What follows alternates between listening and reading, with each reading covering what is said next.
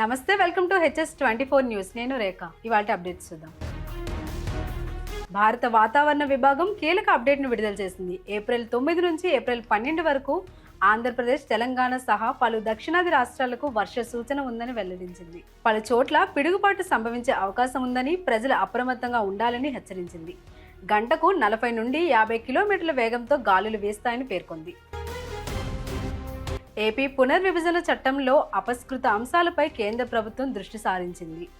Amaravati Hyderabad greenfield express హైవేకి కేంద్రం పచ్చజెండా ఊపింది.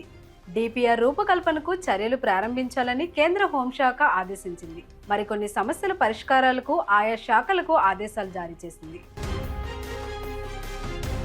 ప్రజా రాజధాని అమరావతిలో సొంతింటి నిర్మాణానికి ముఖ్యమంత్రి చంద్రబాబు శంకుస్థాపన చేశారు. చంద్రబాబు, భువనేశ్వరి, లోకేష్, బ్రాహ్మణి, దేవాంశులు పూజా కార్యక్రమం నిర్వహించారు. వెలగపూడి సచివాలయం వెనుక E9 రహదారి పక్కనే ఇంటి నిర్మాణం చేపట్టారు. గతేడాది డిసెంబర్లో వెలగపూడి రెవెన్యూ పరిధిలో 5 ఎకరాల విస్తీర్ణంలో నివాస ప్లాట్ను అదే గ్రామానికి చెందిన రైతు కుటుంబం నుంచి ముఖ్యమంత్రి చంద్రబాబు కుటుంబ సభ్యులు కొనుగోలు చేశారు.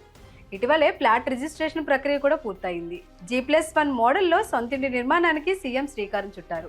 ఏడాదిలోగే నిర్మాణం పూర్తి చేసి గృహప్రవేశం చేసేలా ప్రణాళికలు సిద్ధం చేశారు. రాప్తాడు పర్యటనలో ఉద్దేశపూర్వకంగానే గొడవలు సృష్టించేందుకు మాజీ సీఎం జగన్ ప్రయత్నించారని టీడీపీ కార్యాలయంలో హోంమంత్రి అనిత విమర్శించారు.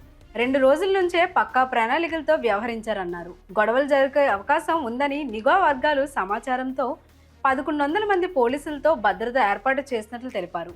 అయినా డబ్బులిచ్చి వైకాపా కార్యకర్తల్ని భారీగా రప్పించి పోలీసులపై దాడికి దిగారన్నారు. చాపర్ ఎగరటానికి విఐపి ఉంటే ఎగరటానికి ఇబ్బంది అట. విత్ ఇన్ 14 మినిట్స్ లో చాపర్ టేక్ ఆఫ్ అయిపోయింది, హ్యాపీగా వెళ్ళి ల్యాండ్ అయిపోయింది. కానీ చాపర్ లో వెళ్ళే విఐపికి ప్రాబ్లం గానీ ఆ పైలట్ కి ప్రాబ్లం కాదా? మరి పైలట్ ఎలా వెళ్ళాడు అదే చాపర్ లో? ఒకసారి మనం ఆలోచన చేసుకోవాలి కదా ప్రజలందరూ కూడా. అదే విధంగా మీరు అబ్జర్వ్ చేసుకుంటే ఎంత అంటే ఒక క్రిమినల్ సైకాలజీ ఉన్న వ్యక్తి పొలిటికల్ లీడర్, మళ్ళీ ఎందుకు చెప్తున్నానంటే నాకే చాలా చిరాకు అనిపించింది. నిన్న ఇలా కూడా ఆలోచిస్తారా ఒక పొలిటికల్ లీడర్స్? ఇలా కూడా ఆలోచిస్తారా అసలు మనుషులు అనిపించింది. 11 గంటలకి ఇంకా మేము ఇంకా అతగాడు ల్యాండ్ అవ్వలేదు, ఏమీ అవ్వలేదు. ఫస్ట్ పోస్టింగ్ ఒకటి వస్తుంది వైసీపీ దగ్గర నుంచి. ఎక్కడ పడితే అక్కడ పోలీసులు అడ్డుకుంటున్న, వైసీపీ నేతలను అడ్డుకుంటున్న పోలీసులు మమ్మల్ని అక్కడ వరకు రానివ్వట్లేదు అని ఒక పోస్ట్ పెడతారు. విత్ ఇన్ 30 మినిట్స్ లో హెలీప్యాడ్ దగ్గర భద్రతా వైఫల్యం, పోలీసులు ఎవరు లేరు. అక్కడేమో పోలీసులు ఉన్నారంటాం, ఇక్కడేమో పోలీసులు లేరంటాం. అసలు ఎలాగ జనాల్ని ఎలా సైకలాజికల్ గా వాళ్ళు ట్యూన్ చేయడానికి ప్రయత్నం చేస్తున్నారని చెప్పడానికి మీకు ఒక ఉదాహరణ చెప్తున్నా. ప్రధానమంత్రి నరేంద్ర మోదీపై కాంగ్రెస్ అధ్యక్షుడు మల్లికార్జున్ ఖర్గే తీవ్ర స్థాయిలో ధ్వజమెత్తారు. ఏదో ఒక రోజు ఆయన దేశాన్ని అమ్మేస్తారని ఆరోపించారు. మహారాష్ట్ర అసెంబ్లీ ఎన్నికల్లో విపక్షాలను మోసపూరితంగా ఓడించారని ఖార్గే మండిపడ్డారు. యావత్ ప్రపంచం ఈవీఎంల నుంచి బ్యాలెట్ పేపర్ వైపుకు మారుతుంటే ఇంకా దేశంలోని ఈవీఎంలు వినియోగిస్తుండటం విడ్డూరంగా ఉందన్నారు. ఈవీఎంలతో జరుగుతున్నదంతా మోసమేనని ఖార్గే వ్యాఖ్యానించారు. గుజరాత్లోని అహ్మదాబాద్లో జరిగిన ఏఐసిసి సమావేశంలో ఆయన ఈ మేరకు వ్యాఖ్యలు చేశారు. అమెరికా, చైనా మధ్య యుద్ధం తారాస్థాయికి చేరింది. డ్రాగన్ పై భారీ స్థాయిలో శుంకాలతో అగ్రరాజ్యం విరుచుకుపడింది. చైనా వస్తువులపై టారిఫ్లను ట్రంప్ సర్కార్ 104% పెంచింది. ఏప్రిల్ 9 నుంచే ఇవి అమల్లోకి వస్తాయని శ్వేత సౌధం ఒక ప్రకటనలో వెలువడించింది. తొలుత ట్రంప్ విధించిన 34% టారిఫ్లకు ప్రతీకారంగా చైనా 34% సుంకాలను ప్రకటించింది. అందుకు స్పందించిన అమెరికా అధ్యక్షుడు ట్రంప్ అదనపు సుంకాల నిర్ణయాన్ని చైనా వెనక్కి తీసుకోవాలని, లేదంటే ప్రతీకార సుంకాలను మరింత పెంచుతానని బెదిరించారు. ఇందుకు ధీటుగా స్పందించిన చైనా సొంత ప్రయోజనాలు కాపాడుకోవడానికి అమెరికాకు వ్యతిరేకంగా చివరి వరకు పోరాడతామని స్పష్టం చేసింది. ఈ ప్రకటన వెలువడిన గంటల వ్యవధిలోనే చైనాపై భారీగా ప్రతీకార సుంకాలను 50% పెంచింది.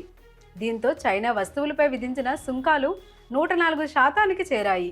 వారం వ్యవధిలోనే చైనాపై సుంకాలు 10% నుంచి 104%కి చేరుకున్నాయి. ట్రంప్ నిర్ణయాలతో అమెరికా సెల్ఫ్ గోల్ చేసుకుందని ప్రముఖ ఆర్థికవేత్త, ఆర్బీఐ మాజీ గవర్నర్ రఘురామరాజన్ అభిప్రాయపడ్డారు. ప్రస్తుతం అమెరికా, చైనా మధ్య తీవ్ర స్థాయిలో జరుగుతున్న వాణిజ్య యుద్ధం భారత్కు మంచి అవకాశాలు సృష్టిస్తుందని పేర్కొన్నారు.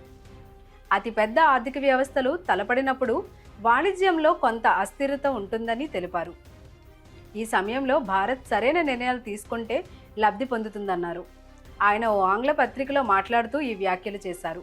ఈ సమయంలో భారత్ చురుగ్గా వ్యవహరించి పెట్టుబడులు పెరిగేలా, ఎగుమతులకు ప్రోత్సాహం లభించేలా అమెరికాతో వాణిజ్య చర్చలు జరపాలన్నారు. ఇవి ఇప్పటి వరకున్న అప్డేట్స్. మరిన్ని అప్డేట్స్ కోసం keep watching HS24 news. Please do like, share and subscribe our channel.